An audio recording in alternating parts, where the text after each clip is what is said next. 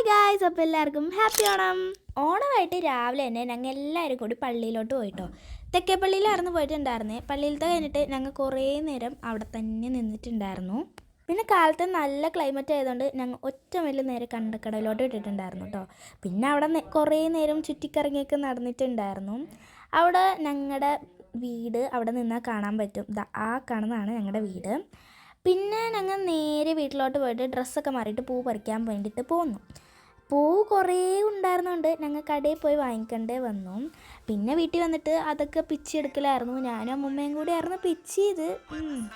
പിന്നെ ഈ കാണുന്നതെന്ന് നിങ്ങൾ കാര്യമാക്കണ്ട, കാരണം എനിക്ക് ഭ്രാന്ത് കയറിയിട്ട് അവസാനം ഞാൻ എൻ്റെ സ്വയമായിട്ടുള്ള ഒരു ഡിസൈനിലാണ് ഞാൻ ഇട്ടിട്ടുണ്ടായിരുന്നത്. 4-5 വർഷമായിട്ട് ഞാൻ ഒറ്റയ്ക്ക് തന്നെയാണ് പൂ ഇടാറുള്ളത്. അതുകൊണ്ട് എനിക്കിത് വലിയ പാടുള്ള ജോലിയായിട്ട് തോന്നിയിട്ടില്ല.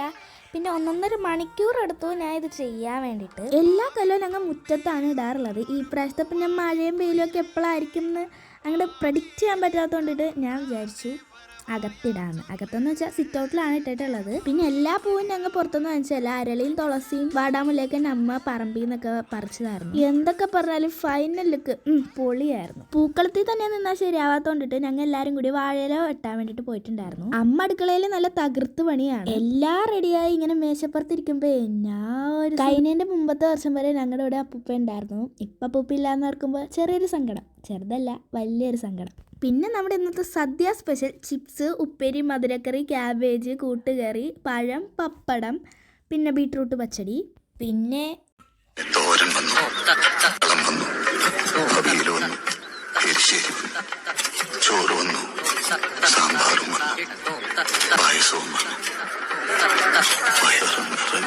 അതെ വല്ലാത്തൊരു ക്ഷീണം.